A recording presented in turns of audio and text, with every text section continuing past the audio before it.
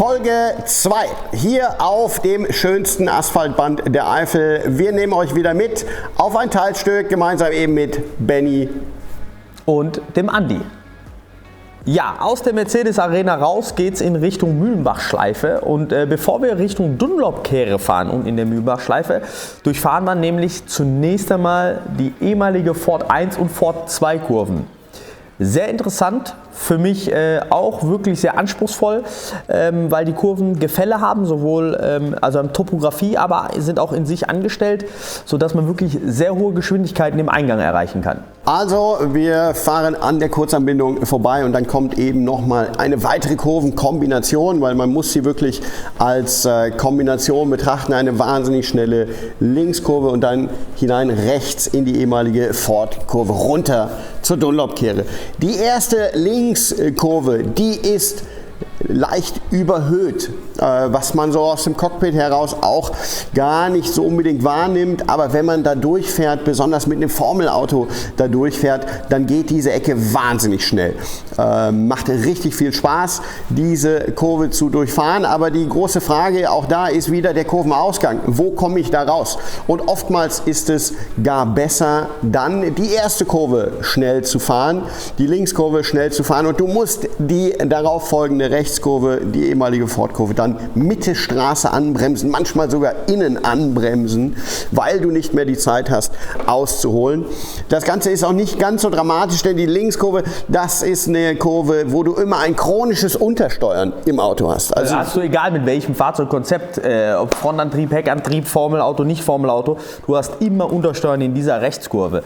Und ich glaube, es ist, was der Andi gerade sagte, super wichtig, sich da zu positionieren, früh innen zu sein. Lieber verzichte ich dann auf diese Kurve, weil ich ohnehin langsam fahren muss. Dann nehme ich lieber den Speed mit durch die erste links und mache da Zeit gut.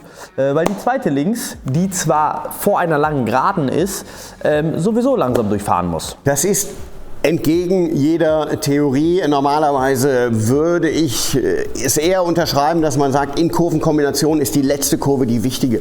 Bei diesen beiden Kurven, da ist es tatsächlich mal umgekehrt. Da fährst du die Linkskurve wahnsinnig schnell und in der Rechtskurve brauchst du Geduld. Du musst wahnsinnig viel mit der Bremse arbeiten, um die Rotation ins Auto zu kriegen, an den Scheitelpunkt heran. Du hast immer das Untersteuern.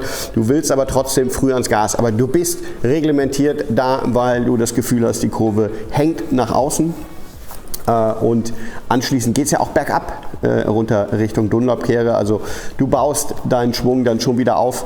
Eigentlich eine sehr, sehr geile Kombination, was Bremsmanöver angeht. Ja? Wenn es darum geht, jemanden auszubremsen, gibt es da auch Varianten. Du kannst das natürlich klassisch innen machen, aber der Kollege wird immer darauf vorbereitet sein, wird immer versuchen, dir die Tür da zuzumachen. Wenn du richtig gut auf der Bremse bist, dann kannst du dich sogar außen daneben pressen und es mal außen versuchen. Wir haben im Ausgang auch einen Curb, den man sehr gut befahren kann. Also er hat einen leichten Anstieg, ist dann aber relativ glatt, sodass das, was der Andi gerade sagte, wenn wir probieren, da jemanden auszubremsen, wir den Curb tatsächlich so ein bisschen nutzen können, um uns die Strecke da so ein bisschen zu verbreitern. Achtung, am Ende des Curbs kommt gleich wieder Kiesbett. Finde ich cool, dass es an der Stelle, gerade da, wo es wirklich tricky ist, auch noch Kiesbett ist, weil das unterscheidet am Ende des Tages auch denjenigen, der am Ende dann vielleicht auch ein Überholmanöver durchzieht oder nicht. Das ist sie, die ehemalige Ford-Kurve. Viele unserer Kunden kennen diese Kurve, denn das ist ja eben hier die letzte Kurve vor einer langen Geraden runter zur Dunlop-Kehre, wo wir mit unseren Formelfahrzeugen sehr, sehr häufig eben im Einsatz sind. Ja, Formelfahren für jedermann, das Ganze gibt es ja bei der Nürburgring Driving Academy. Macht sehr viel Spaß, solltet ihr mal ausprobieren.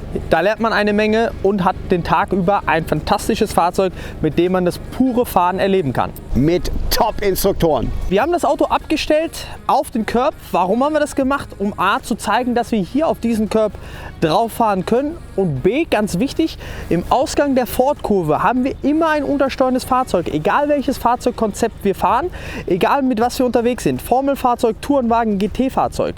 Hier haben wir immer untersteuern. Wir können den Platz hier nutzen. Auch hier wieder wichtig, früh ans Gas, Berg runter, den Schwung mitnehmen, um runter zur Dunlop-Kehre mit maximalem Speed zu fahren.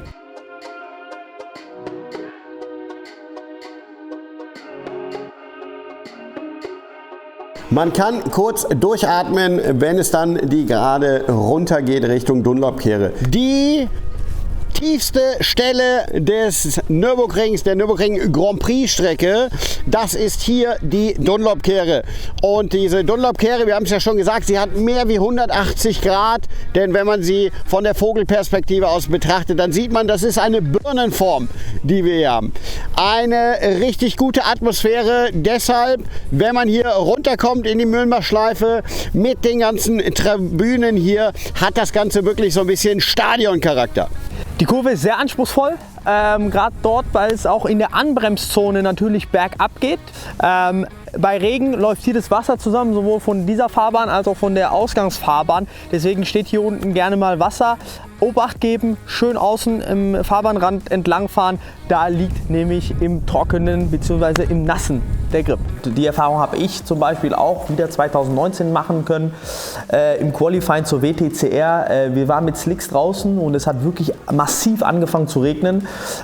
Mitte der Gerade schon angefangen zu bremsen. Du schwimmst auf, weil eben so viel Wasser darunter läuft und fährst einfach durchs Kies. Du kannst nichts machen, weil eben so viel Wasser runterläuft. Sind mehrere Fahrzeuge auch dort gestrandet. Da heißt es dann nur Lenkung zu und Gas und versuchen durchs Kiesbett zu kommen. Aber Dunlopkehre an sich im Trockenen als auch im Nassen keine einfache Kurve, aber eine Kurve mit sehr viel Potenzial für Überholmanöver. Entscheidend auch hier ist es natürlich wieder, den Ausgang gut zu treffen. Es gibt zwei verschiedene Linien, wie man hier einfach durchfahren kann. Das eine ist natürlich der klassische Weg. Das heißt, ich bleibe lange außen und versuche dann einmal einzulenken, Scheitelpunkt innen treffen und man lässt sich wieder raustragen. Die andere Variante. Zweite Variante, ja. V, die typische V-Linie. Spitz reinfahren, Auto an einem gewissen Punkt drehen und früh wieder raus. Maximal Gaspedalstellung, um auch hier wieder den Schwung mitzunehmen, denn im Ausgang geht es massiv bergauf. Genau, ein schönes V, genauso wie mein Körperbau. Das empfehlen wir hier in der Dunlopkehre.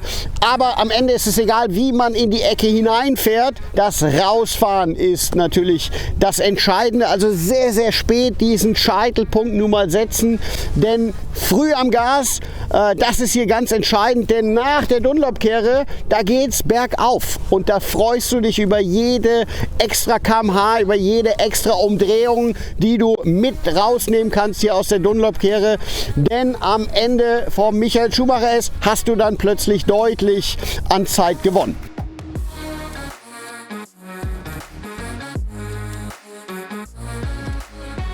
Das war's mit dieser Folge von der Ideallinie auf der Nürburgring Grand Prix Strecke.